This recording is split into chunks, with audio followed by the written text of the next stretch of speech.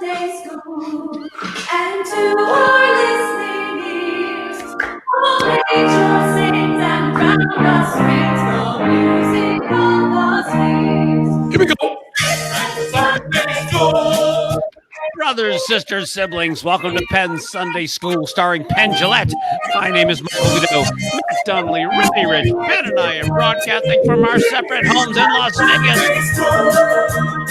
Godot and Joey rescued a lost dog, and Matt's going to cover some Fool Us recaps for episode 7 of season 8. And here he is, preaching love, Mr. Penn Gillette. Hi, y'all. Preaching love here. How's everybody doing? Are you still locked down, everybody?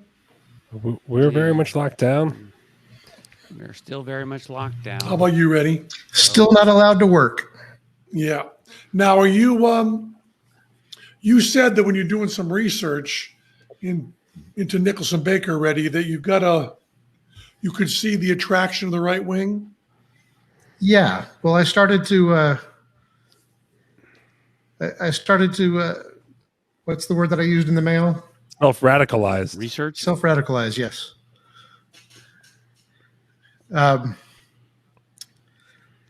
In terms of mostly with the COVID thing and sheltering in place, if we know a third of the country is not going to abide that, why is the rest of the country still doing it? Yeah. I really do believe that if we did masks and social distancing and no sheltering in place, but masks and social distancing for a couple of months, we could make a big difference. Yes. But we're not. We're not. So, and the country's on fire, and there's earthquakes, and there'll be riots in the streets soon. So how are we doing? Doing okay? I'm about to start nose swabbing for the Fool Us bubble. So They told you to do that? they're going to start sending tests out. Yeah. Obviously, I go in later than you, but I'll be there for 10 days or whatever. So this is really poorly timed, this conversation. I'm going the opposite direction. I'm hunkering down even more than you guys. I just don't know. I don't know. I find out from people who tell me they're completely safe. They're doing stuff that doesn't sound completely safe to me. Right. So I don't know whatever that means. You know, it's like, how often do you have sex? Really often. Doesn't mean anything. Yeah, and also like it's a long time. Like so I don't think right now when people are being less safe, it is part of their well-founded political beliefs at the moment. I think some people are just losing it. Yeah. And just decide like today's worth the risk.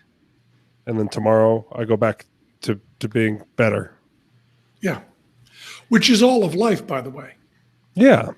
You know, you take that one ride on a motorcycle, you know that's not safe. Yeah. You know, I jumped on a, Harley Softail without a helmet and took off. I've done that. I can't ride a motorcycle well.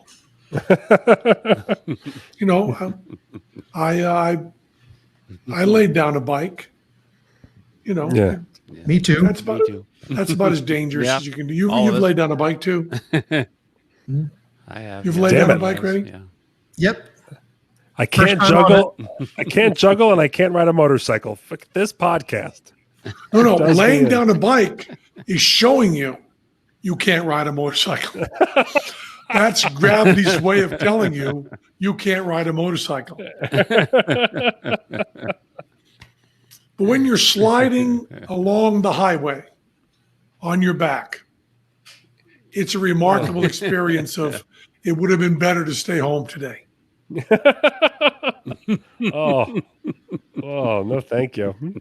I rode on a motorcycle once in the rain to go visit a girlfriend Yeah. who lived 250 miles away. You don't in ever the have to rain say to visit a I know, of girlfriend. course. Oh, yeah, no, I didn't have to do that part. And it was so cold and miserable riding on the freeway that I thought if I crash, they'll take me to the hospital and it'll be warm there. That seemed like a viable alternative to continuing. What was your accident, I Ray? got home and climbed into the bathtub. I climbed into the bathtub with my clothes and helmet still on. Well, I'm a computer science guy, and I think in binary, and that's not how the handle of the motorcycle operates. Oh, I see. So right out of the driveway, full speed ahead. That does not work.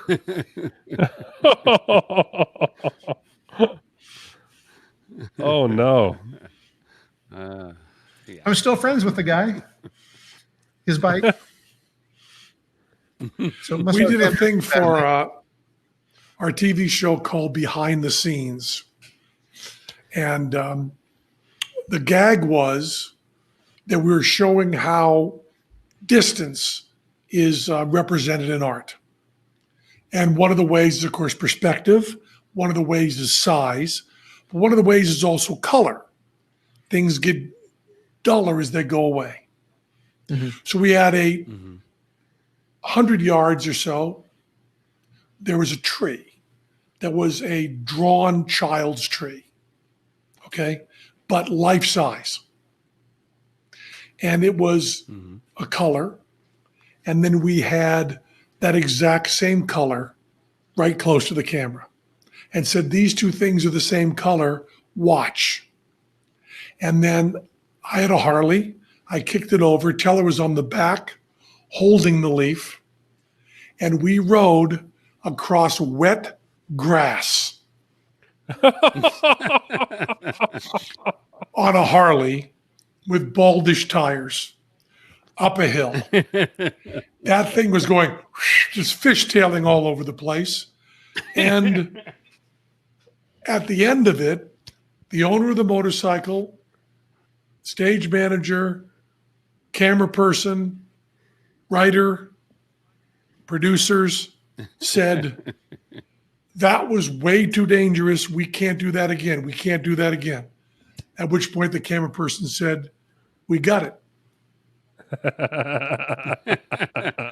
And the guy who owned the motorcycle said, I don't think you ever had control of that motorcycle for the entire time.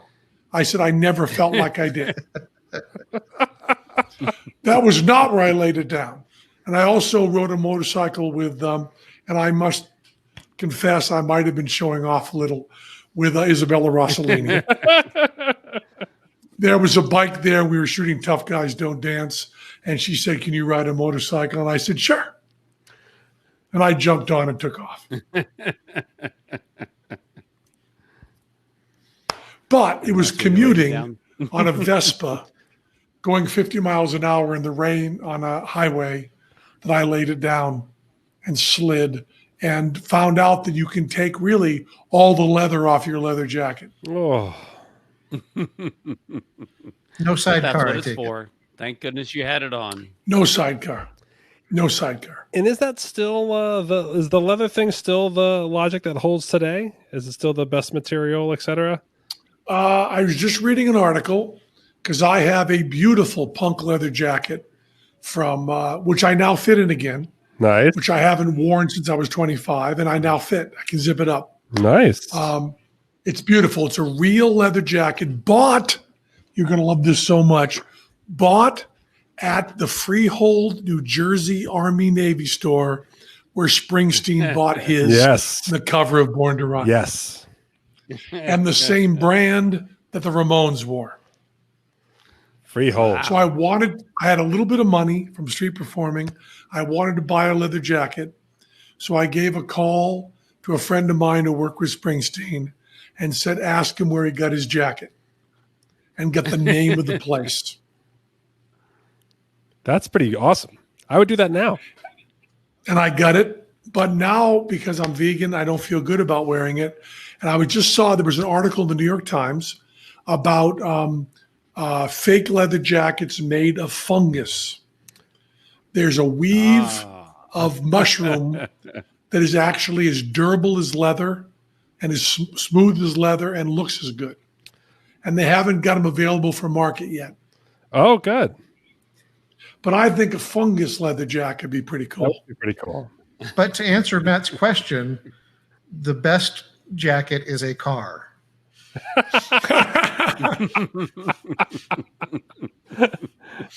I was also curious, like whether that was like if there's some science to it or like a lot of science to it. But the leather thing that you slide, is that the whole deal? Is that in leather you'll slide and you'll make less friction contact with the road?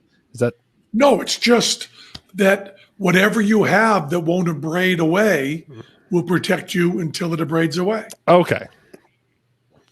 So if you're wearing It's 14 strongest. sweatshirts, Yeah, it'd be good too. which is now I have an act.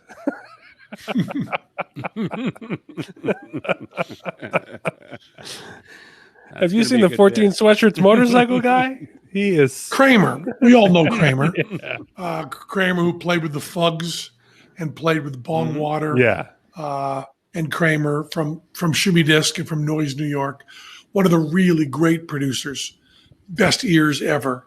And my partner with the Captain Howdy. If you look up the Captain Howdy, it's a band that I did with Kramer. We did 2 albums.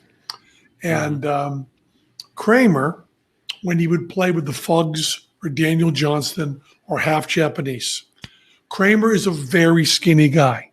Kramer is my goal. Kramer has been vegan since he was 18. He eats carefully. He's a small, slight guy. Kramer would come out at the beginning of the show playing bass. Now, Kramer played bass without a strap, which means he's constantly picking his knee up and trying to hold it while he's playing. It is one of the most uncomfortable things to watch ever, and screwed up his shoulder and his leg because he would play for 2 hours without a strap. And at the end of every song, he would put down the bass and take off his t-shirt. And there'd be another one underneath it. And he was so skinny, you had no idea how many there would be. And the answer would be, there were as many as songs in the set list plus encores. He would be backstage before every show, putting on t-shirts and deciding what t-shirt he'd be wearing for each song. Oh, that's really great. The combination of him taking off t-shirts and not having a strap means if you were lead singer for a band Kramer was in, there was no chance there'd be any attention on you. Alice Cooper told me that when he sang lead with Johnny Depp and his band, that you could see that nobody in the audience was looking at you. So Alice Cooper is singing lead and there's not one eye on him. So he would go over and sing lead next to Johnny Depp. He would lean against him so that he could feel like some attention in the room might sort of be on him. With Kramer, That's a pro lead move. singers would do that. That's a pro move. Lead singers would go over to Kramer because they knew that I can't even describe to you. If you look up Kramer and playing bass no strap, there's probably YouTube footage of it. I found it excruciating to watch. You just go, it's like watching a cat with tape on its foot. You just want to go, okay, let's just fix this. Just Because he is every note trying to get the bass into position to play it. Every note, not every run. He tries putting his arm under it. He tries cradling it. He tries bringing his knee up and standing on one foot and holding it. He tries putting it up by his shoulder. Nothing works. was he? And you say, you know, the solution to this is a strap. What was his response to that, though? Oh, I don't like straps. Because Kramer is so alternative that Kramer would never even admit he was doing it to get attention.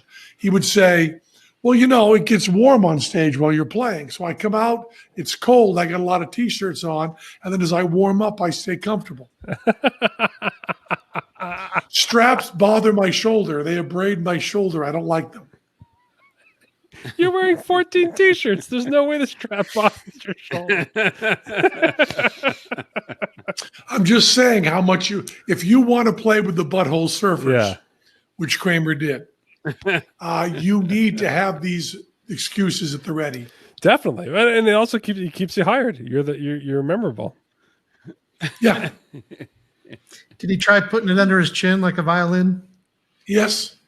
If you see Kramer playing, you will see everything you can think of doing with the bass, including putting it on the floor and kneeling beside it and playing it. Sitting cross-legged on the floor and holding it like a sitar. He does all of that. It's like a thing that Tom Waits did. It's a really good theatrical technique. And I think I've said this before. When I saw Tom Waits at the Academy of Music in Philadelphia, one of the times I saw him, Tom Waits would, after every song, pull out a cigarette, put it in his mouth, light it, and then he would put the cigarettes in one pocket and the lighter in another, and always a different pocket. He would then finish the song and look for the cigarettes and the lighter on his person, with the entire audience watching and having remembered where it is. No, your pants pocket. And he would check every pocket until the last one he checked for the cigarettes and the last one he checked for the lighters were where they were. And this was genius. This was not in an effort to cross the gaze for a magic trick. No. Those of you watching on video, do you see the shirt I'm wearing? Oh, yeah. Yes.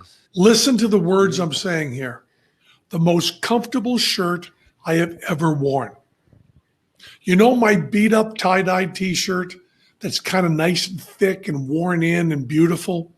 This feels better. And this is an attractive dress shirt. If you watch me on 25 words or less, I am wearing this shirt. And it's because it is a full dress shirt, professional quality dress shirt. I can wear it on TV, and it is as comfortable as a T-shirt. I mean, you can see this fabric is beautiful. It's called Buttercloth, and it should be best shirt I ever had. And I'm buying like another 15 of them because I don't want to wear anything but these. There you go. I love them so much. I love them so much. The world's most comfortable dress shirt. I feel like I'm wearing my favorite T-shirt. I just said that. I'm a big guy. They offer a range of sizes. It fits beautifully for me. It would have fit beautifully for me 6 years ago, too. They've got all sizes. Make you look like Friday night, but feel like Sunday morning. That's what they say. And I sure hope they are not including people who have hangovers in that. Not stiff and scratchy like typical men's dress shirts, developed a profoundly soft fabric using a special blend of 100% long fiber cotton and unique manufacturing process, 6-way stretch and exclusive double finish construction. Company was featured on ABC's hit show Shark Tank in 2018. Shark and businessman Robert, whatever his last name is, loved the shirt so much he invested $250,000. Buttercloth is offering our listeners 20% off your first purchase. Go to buttercloth.com/Penn to receive 20% off your first full price order. That is buttercloth.com/Penn. I got to tell you, we try very carefully, and boy, do we frustrate Dustin. How many ads have I turned down in the past couple weeks? He's not happy. Yeah. Yeah. I think 4. I turned down a bunch because I don't like to talk about something I don't like. Now, I talk about things I don't know about. Yes. That if they seem like people that know about them saying they're okay. But I won't talk about stuff. There's a lot of nutrition stuff and diet stuff I won't do. But this Buttercloth shirt, they sent me one to sell me, and boy, did they sell me. Just the greatest shirt I've ever worn. I just love it.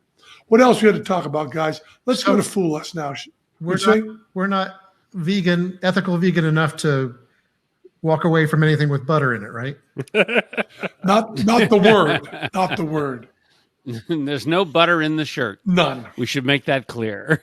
No butter at all. I have a buttery recap of Fool Us coming up here. So, Well, do you want to talk more about sliding into the right wing, self-radicalizing Oh, right. already? Well, I would like to know where, we've all thought a lot about performing shows and what the ethics are on that. Where's your morality on it now? I don't know. Here's what I've decided. I've decided when I have a real offer to do a show and I know the real specifics, I will research, I will talk to Dr. Greger, I'll talk to some other people, and I will make the call then.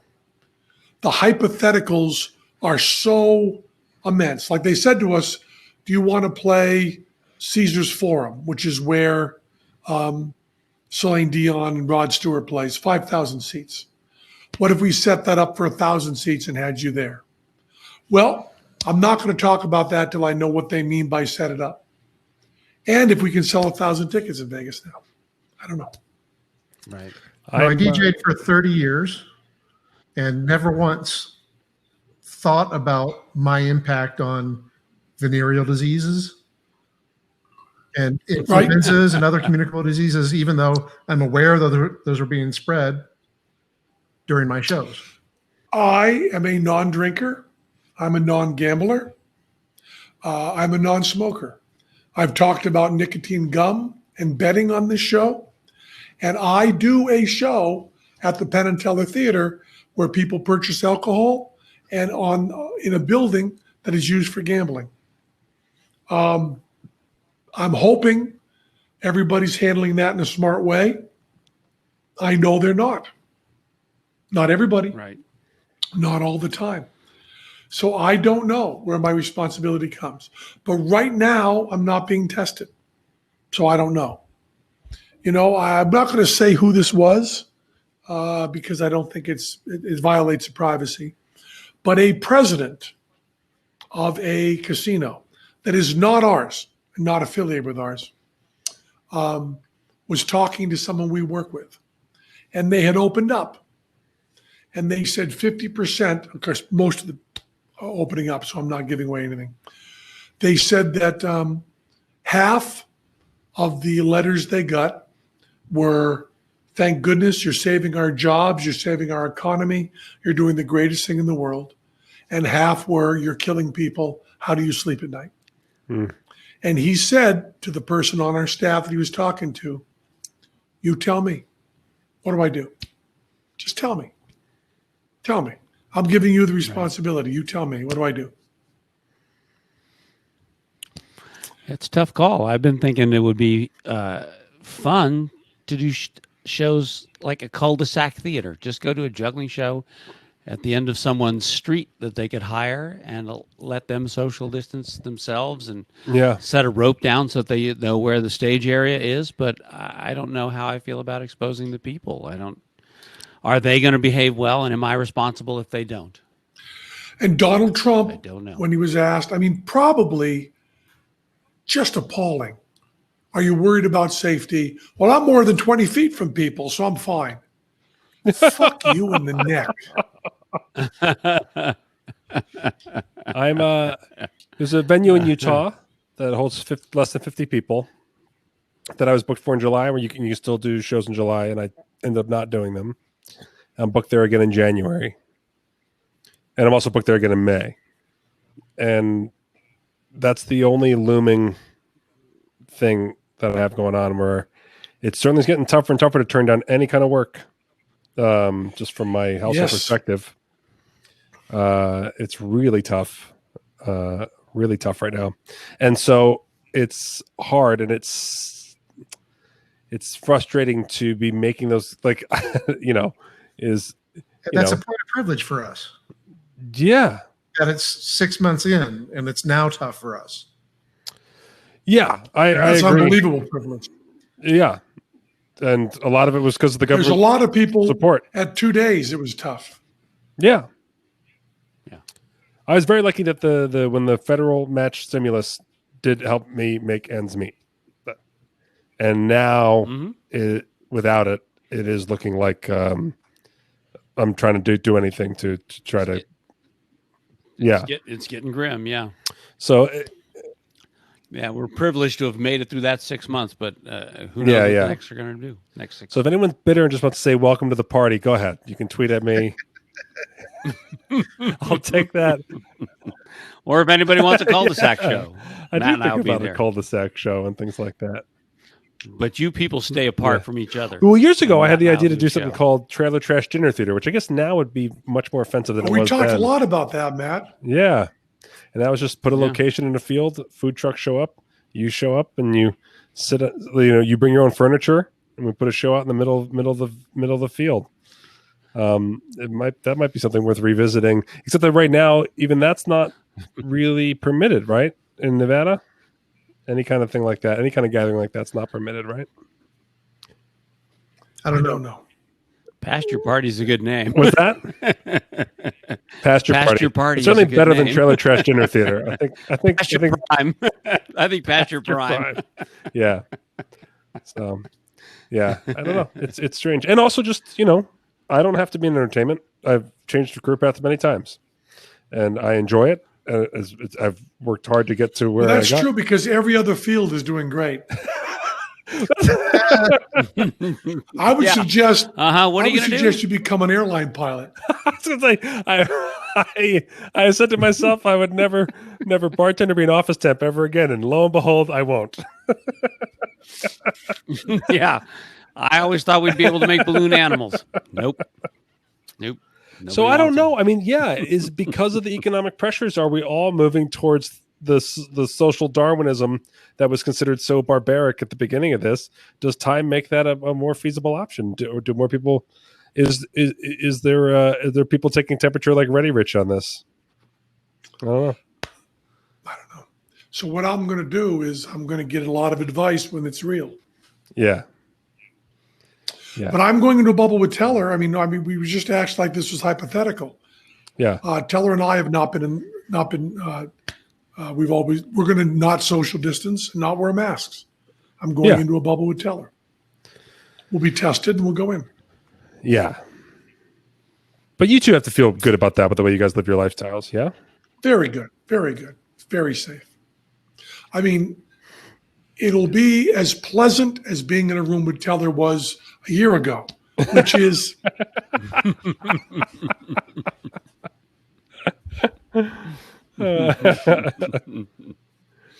So what's on Fool Us?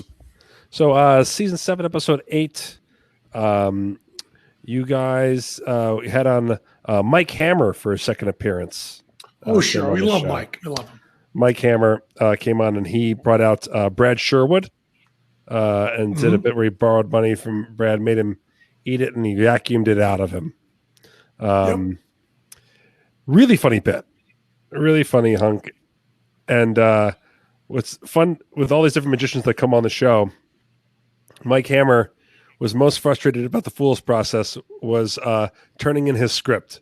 He's never written anything down that he says. He's never turned in a script, and so he gets all these little notes to work on stuff. And he's like, "There's no way this is coming out of my mouth the way you want it when the time comes."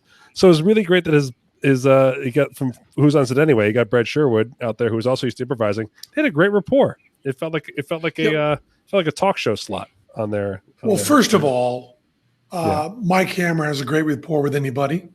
Yeah. And Brad Sherwood has a great rapport with anybody. Yes. So the chances of them having a great rapport with each other, pretty good. Yeah, that's a good point. That's a good point. But I was very happy. He's such a funny guy, and he does so much stuff around town where he's hilarious. I was very happy to see his spot go well. And also they had, Brad Sherwood is almost my size, and Mike Hammer is almost the size of my arm. So they also have a real nice size difference. Yeah, that gesture dynamic works really well for sure. Who's up next? Leah Kyle. Oh, yeah. French, tiny French lady seemingly did a quick change act. And what was funny is that your reaction on air was very dramatic, but it was equal to my reaction when I walked by rehearsal of it.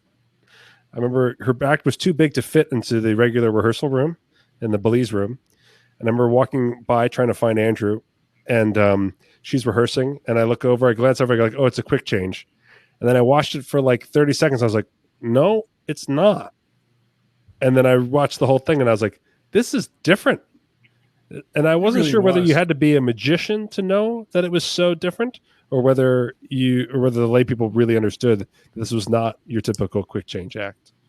So good. And she sews everything herself. Yes. I mean, it's like, the guitar player for Queen. So she's still working. Yeah, exactly.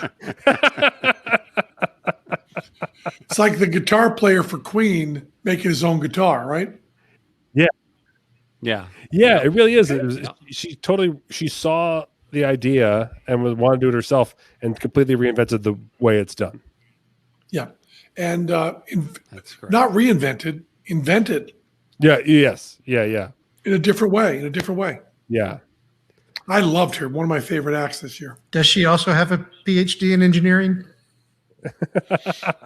No. Physics. Wasn't it cosmology? Her degree? I have no idea, but you're talking about... No. He's a professor of astronomy now. He's a professor. No, cosmology, not astronomy. No, Sure? I'm not sure. Okay. I know he's into physics a lot. Yeah. I'll look it up. He has his PhD is about about dust in the 3K of background noise. In the wind? No, that's Kansas, not Queen. Okay. Astrophysics. Sound is so Astrophysics. Astro. I was closer. And what's his name? I just blanked at his name. Brian May. Brian May. Yeah, Right. great guy. Brian May and Leah, same Kyle. people. Yeah. Kyle. Even with their act being so different, last thing I thought it would be was a fooler. Last thing she thought it would be was a fooler. Nothing about the pre-show discussion was about whether she wanted the trophy, what she'd do with the trophy. None. It was she'd been doing the act for about 3 years. She was very excited to just have a good piece of American television with her act on it.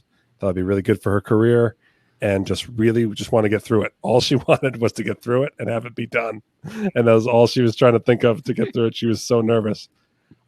Probably one of the you've had some great fooling moments on this season, and when she got the Fuller Trophy, it was a beautiful moment on TV. I mean, it was completely righteous. Yeah, We sat back and said, it's a quick change act, no trouble, no problem. And there were, as I recall, 2 moves in it yeah, we didn't have. We just didn't have them.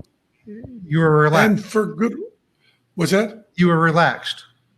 We were relaxed also, yeah. You wouldn't think that would work, but it does. If you can lull us into a sense of false security, you can sometimes win. Although she might have even won if we were on our toes. I don't know. I don't remember what the trick was and how it was done. What do we have next?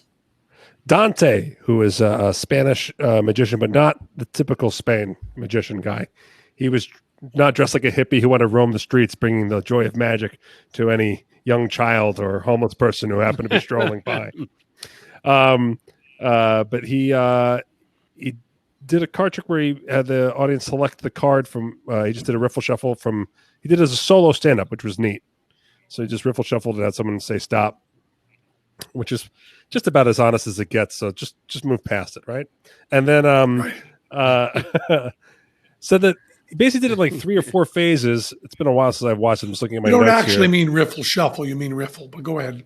What a waterfall? What's it called? Where you drop them? Yeah. Sorry. But go ahead.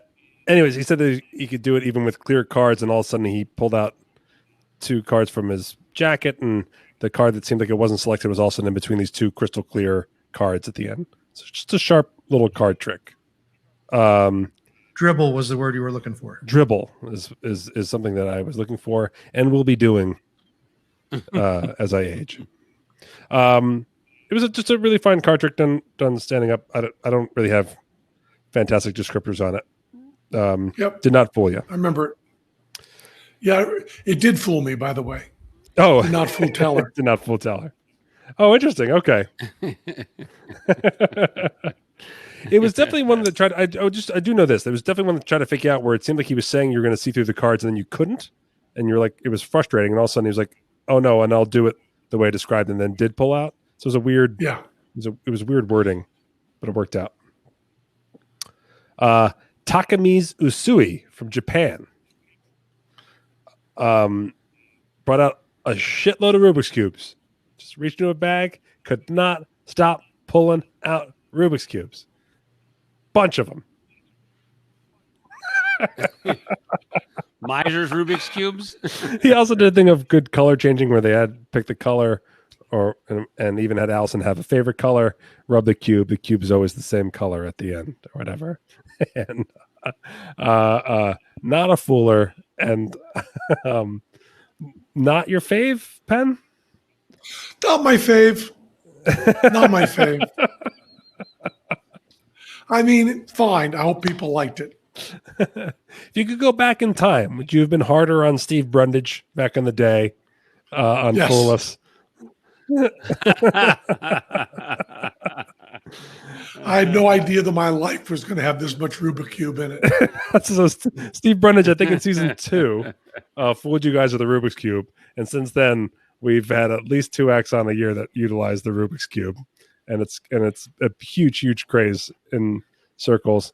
And pokes at probably the audience's most frustrating thing, which is that no, we're not allowed to say Rubik's Cube on CW. Right. And that's why we go to great length not to say it. And also, we now know how it feels like to be Erno Rubik. Please, no more cubes. Yeah, beautiful visual, not a fooler. He was give you a lot of pushback for a guy who was just pulling cubes out of a bag. But he was funny that he's from Japan and he really wanted to be the first Japanese competitor to go home with a foolish trophy, which I didn't realize that was the case, that we hadn't had one. Oh, that's real. That's interesting. And I believe coming up in Maybe they could team up with Spain, where we're very close to every man, woman, and child having one. and we do end up with our first. I don't know if we've done the recap of this yet. It might be next week's, but we do end up with a Japanese fooler by the end of this season. Good. You guys did Blowtorch. Penn and Teller performed Blowtorch. Is that what it's called? No. Dollar. I don't even know what you're talking What do you call about. when you get $1? Oh, yeah. We call that forging. Yeah. Forging, I mean. I say Blowtorch. You didn't even use a Blowtorch in it anymore, right? It was in the early versions of the trick you guys did a Blowtorch, right? Use a shredder. That's it. Shredder. I don't know why I wrote down Blowtorch.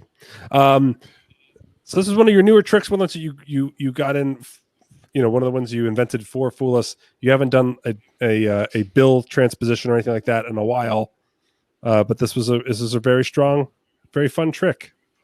Yeah, it ended up okay. The imagery of you taking someone else's dollar, putting it through the shredder, and snipping it with scissors is a really fun image. It's a really fun. Yeah, we wanted to. We're really happy with the handheld paper shredder. Yes, because we didn't want to burn it. We brought out blowtorches. We tried to do a cigar and lighting money, and it just seems so jive-ass. Everybody's burned bills. We couldn't think of someone who'd done a paper shredder, especially a little portable one. Yeah, the little porter one's adorable. And then snipping into confetti is really nice. And honestly, much more convincing than a burned one. Yeah. I think it is. Yeah. You see the pieces. You see the signature. Yeah. It's such a strong trick. I like this trick a lot of your new stuff. I don't know if it's, say favorite or whatever. I just think it's so strong. I love that trick a lot. Well, thank you. Thank you. I'm very aware, that we have another 14 to do in 3 weeks. What's harder? Last year it was that Teller was out with two back surgeries, 13 months apart. And you guys were forced to come up with all your closers in a month and a half of performing. Is that harder or easier than what you're doing right now? What we're doing right now is just so strange. Not being able to try stuff out in front of an audience is just weird. No one will see these things until we do them in front of a camera. That's not true. During rehearsals, Teller and I are going to have a camera there, and we're going to be Zooming with people. Right. all over the world. So maybe watch my Twitter and watch here, because we may ask people if they want to see a magic trick and just do it for one or two people. Right. And that may happen during tapings of Fool Us too. Yes. That's not all worked out yet either, right? But you may be able to, come into a rented house with me in my underwear and watch us struggle through a piece of magic. We don't know if it's going to work or not. That's got to be weird. Do we have another Fool Us to do? We have another one. I can save it for next week if you want, because you're still airing reruns this week. I did rewatch season 1 and an episode of season 1 where you guys closed with Water Tank, and I was curious about that trick. Oh, you can ask me about Water Tank. Yeah. I think it's funny. Like when you bring it up, you typically refer to it as like an era, like, oh, Water Tank is like that time. And rewatching it, man, I forgot how much of it is just a total kick-ass routine from start to finish. And it is so It's an amazing funny. trick. It's really well done, and the rhythm of it's crazy. And I know you just talked about it. You got a Water Tank and you're working on it in like your office for a while.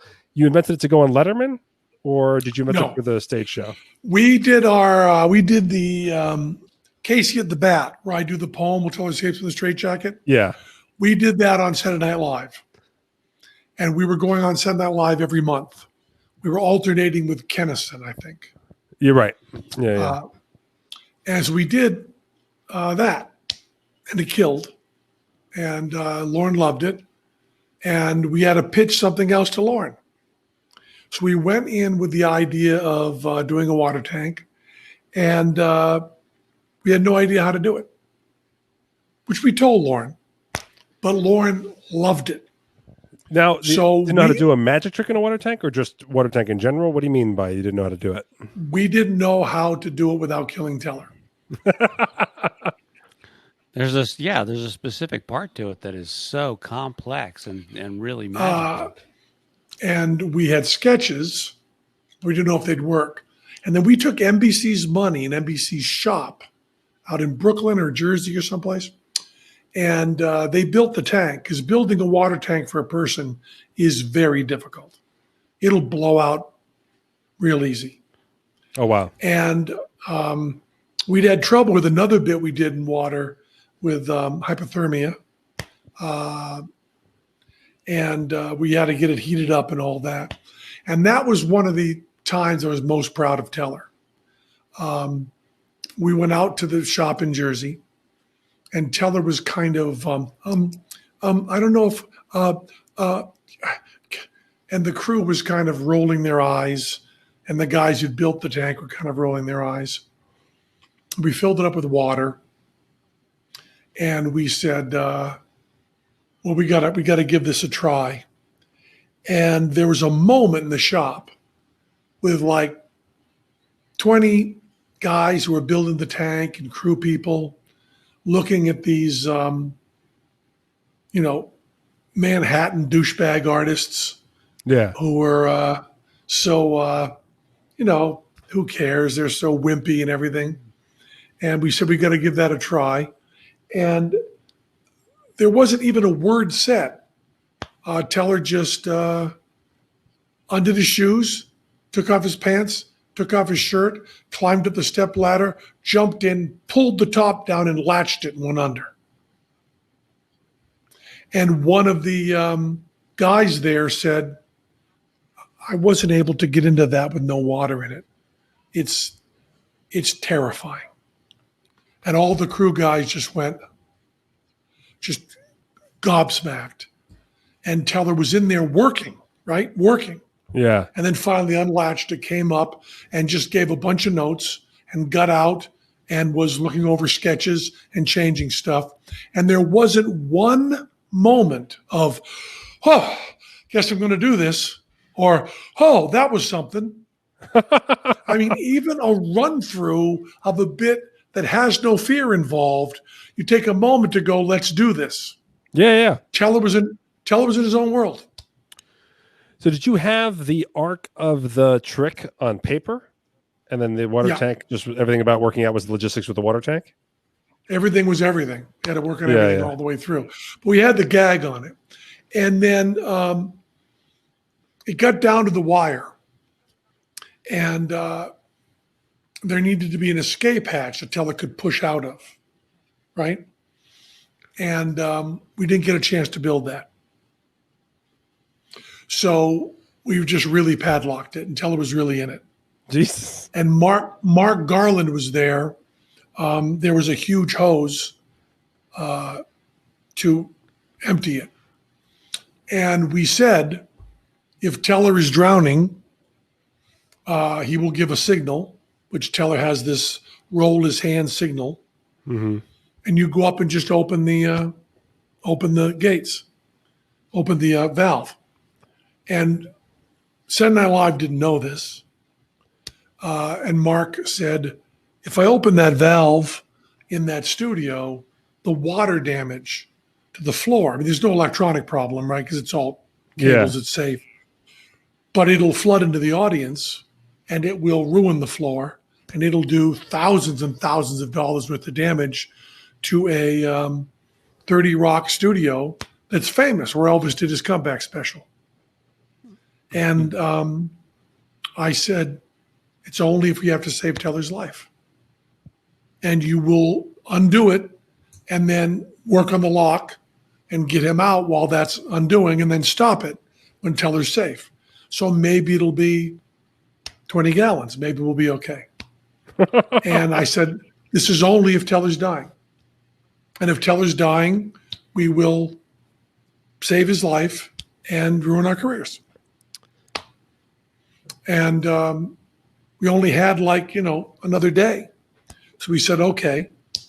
And if you want to watch it, on the Saturday Night Live version, our gimmick kind of worked, but didn't really work.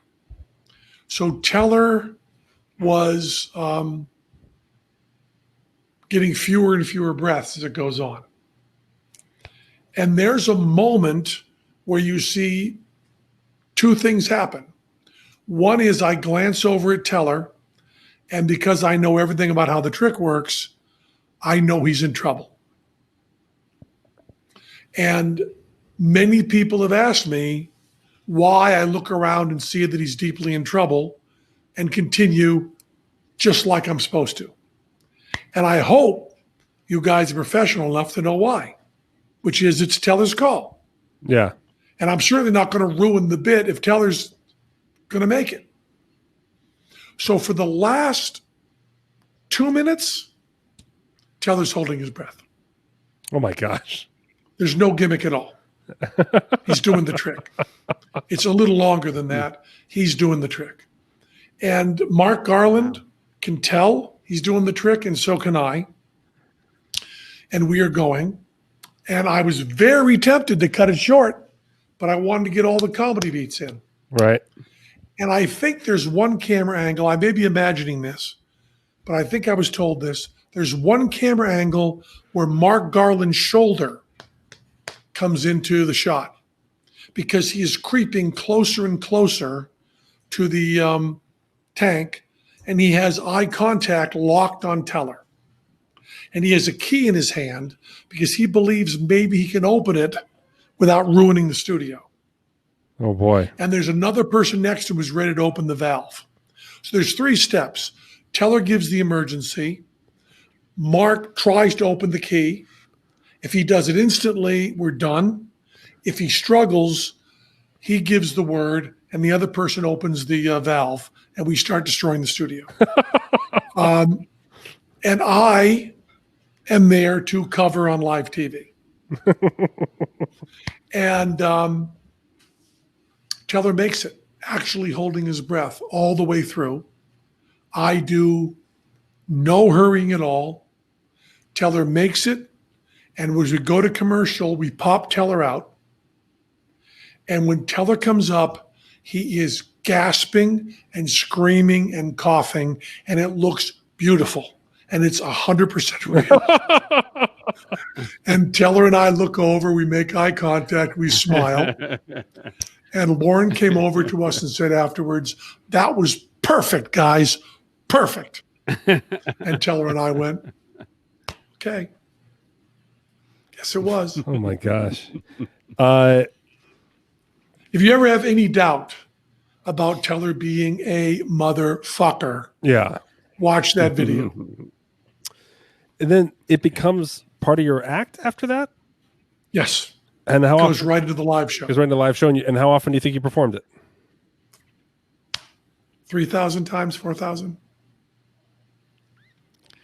Any others where the gimmick failed? No, that was all fixed right away. Right. Every single problem was fixed. And then ran accordingly every time after that?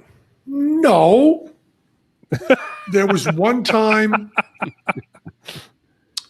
many times, we couldn't get it to work at the top. So it opened this. It was closing the first half of the show, and I would start the introduction, and they would yell from backstage, 10 minutes. And I would really do. You've been reading the papers lately. Or I would tell a story. And we had one time that the water tank began leaking badly. Oh, no. So while we were doing that intellectual idea of Teller has to stay until I find the card, Yeah. right? That's the premise. And I can't find the card and he's drowning. Well, the water was going down fast enough. He wasn't going to be drowning. So there was a crew bucket brigade that was pouring water in on top of Teller's head to keep him drowning while he pretended he didn't want to be drowning. And the water in the tank is a little lower than body temperature because Teller's not doing any moving, and it's very scary to not move in cold water. The bucket brigade was filling up from the faucet. Oh, no. So they were dumping in freezing cold water on top of his face while he was in there doing the bit. We had a woman panic on stage and try to get him out, and me have to wrestle with her while telling her it's a bit, it's a bit, it's a bit. Oh, that's amazing. I mean, honestly, good for her, right? Good. There was a woman.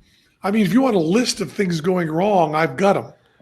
Well, I was just curious. The thing is, I watched that and I was like, how do you do this? It's like when you go see any show, you go, how the hell do you do this 1,000 times? How do you do this night after night? We had one where, the woman runs the stopwatch and uses the microphone to give 30-second countouts. Yeah. I looked over, and it was not her doing it. It was Nate Santucci with the stopwatch and the microphone going, 1 minute. And the woman was gone. Gone. And we finished the bit with Nathan Santucci doing her part. And I said, why are you doing this at the end of the trick in front of the audience? He said, she left. I said, and he kind of shook his head really slowly, like, Don't ask. yeah. And I went, okay, she left. Good. Well, thank you, Nate. Nate Santucci, our director of covert activities, everybody, as the timekeeper, went over and dismissed it. And then the show ended and we did our pictures and we came backstage and I said to Nate, where did she go? And he said, well, you picked a fairly young woman. She was about 17 and you put her on stage in front of 3,000 people. And she got very nervous and she peed all over herself.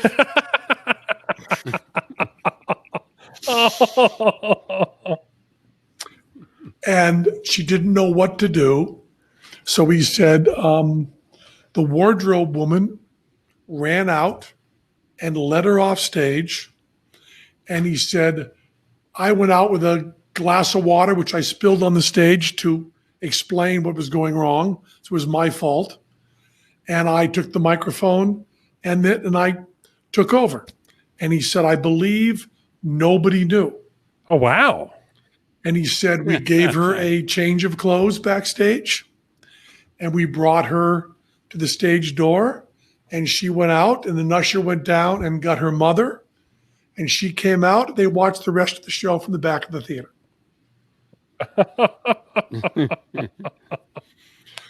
That Nate's a That is a professional. pro move. To pull that off is fantastic. Nate is good. Yeah. It was a lot of walkie-talkie talk.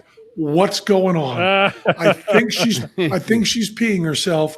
Let's get her off stage. Let's cover the moisture. Let's fix this up. And they got her. Oh my gosh. Gone.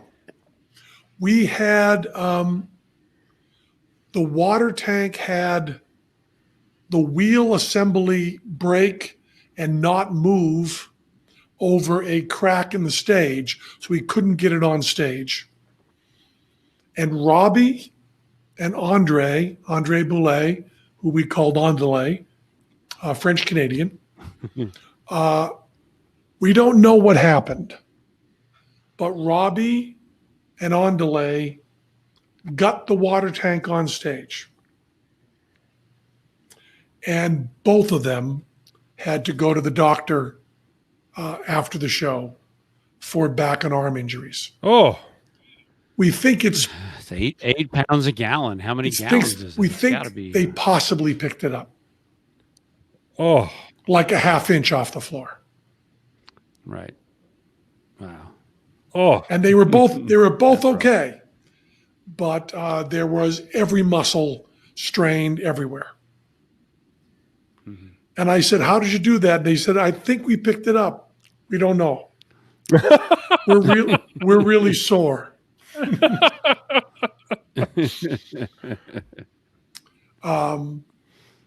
We had people saying that it was their card. There's all those problems. Oh, geez. Yeah. And all sorts of things you're doing on the trick that no one knows you're doing, Right. because the person has to see, try to unlock teller, fail, and then I have to go and say that he's brain dead, walk over, and then walk to the front of the stage to do the little speech with the person. Right. Well, the stage is really, really wet and can be slippery. So I have to go over with an audience member and I have to hold their arms so firmly that if they start to slip, I can keep them okay. Oh, geez. So that's what's happening in that whole walk. And in some cases, you get a person going, why would they be holding me like that? Why is Penn have such a grip on me? Yeah. And they would sometimes Right. start to lose their balance a little bit. And it's a very slow, solemn walk. Yes. So a lot of like, whoop, whoop, whoop, whoop, whoop, whoop, doesn't help.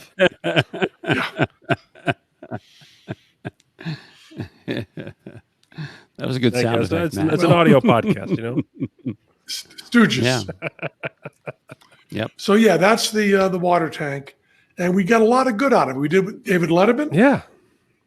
We did it with John Cleese Yeah. in England. We've done it with a lot of different people. What's that? I did it at a corporate. I said, remember, it's Cleese. Like cheese. What'd I say? Cleese. Cleese. Cleese. Cleese, like And Japanese what do I say? or Cleese? Chinese. Cleese. No, you should say Cleese. Cleese is correct You're supposed to say Cleese. Yeah, I say Chinese, Japanese. because it was John originally Cleese. cheese. Oh, that's right. Boy, if his name were John Cheese, the world would be different. Yeah. Yeah. It's such a, it's the kind of thing of like, if you guys went the Matt King route and didn't shake it up all the time, I would not get tired of going to see Water Tank. That's for sure. Well, I'll tell you, every time, and I don't mean to be immodest, but every time we bring it back up, like every once in a while, we'll say, let's throw in water tank for a few gigs. Yeah. We both finish it and go, boy, it's really good. That's yeah. And you can tell it's good because there's no work to do. You know, I do the lines, I do the moves. Teller does the moves. Audience loves it. Yeah. Never working. And that is what you learn in show business. When things are going well, It's not working. there's nothing to do. Yeah. Yeah. Yeah. It's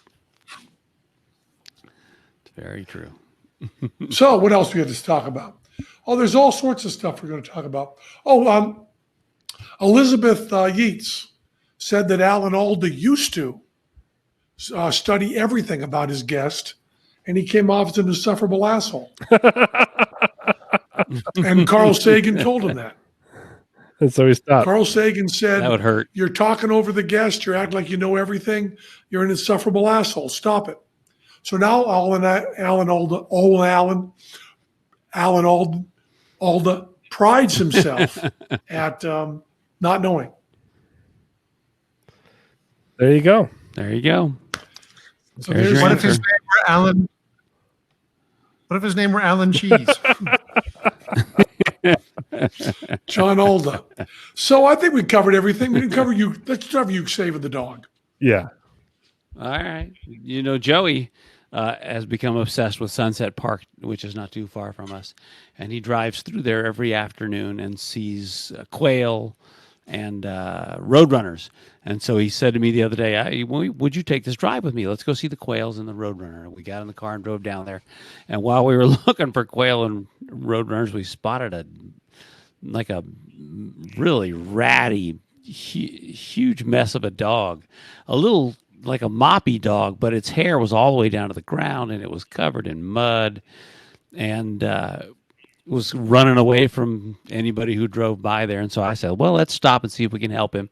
And I got out and tried to give him some water, and he didn't want to come near me for a while. And then he went over and tried to use the bathroom, and he had so much fur that he couldn't. It was stuck to him, you know. Yeah, It was pretty saves awful. us the image of Yeah. by adding very clear details of shit. He says how to go to. I just want to make sure you know how badly my car still smells. Oh. How bad your car like- smells. You know your Yes. car smells badly. It can't smell. It smells poorly. Yeah, and I managed to get him to come over and drink a little bit of water. I had a bottle of water, so he drank a little bit of water. But every time we tried to move towards him, he would run. He was super skittish and just a horrible mess. And so I asked Joey to go to McDonald's and get a hamburger and come back. And while Joey went to the McDonald's, I sat down on a rock and gave the dog some water. And the dog finally, after 5-6 minutes, came over and let me rub his head a little bit, kind of pet him, which was not a pleasant thing to do.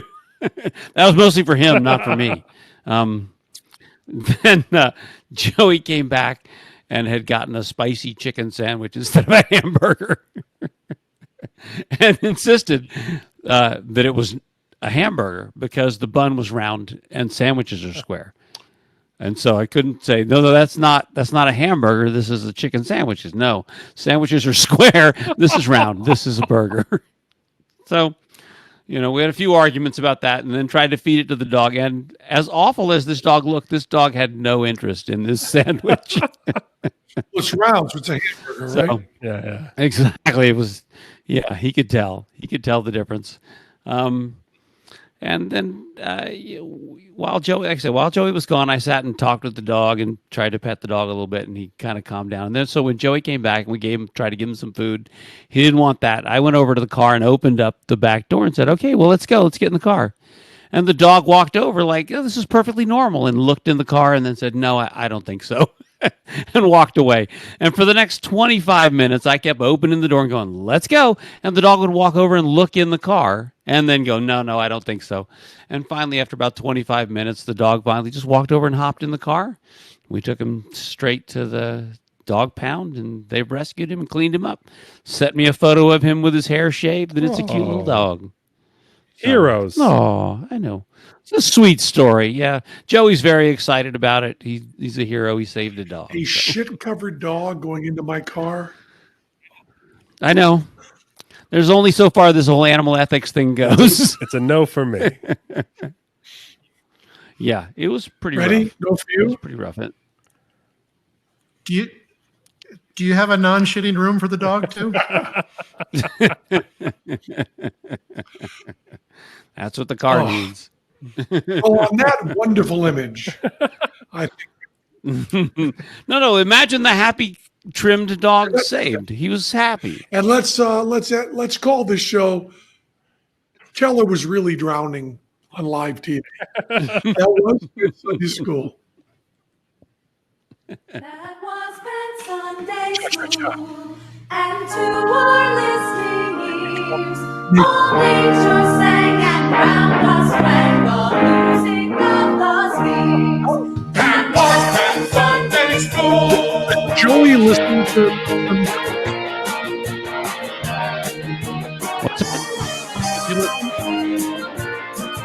No.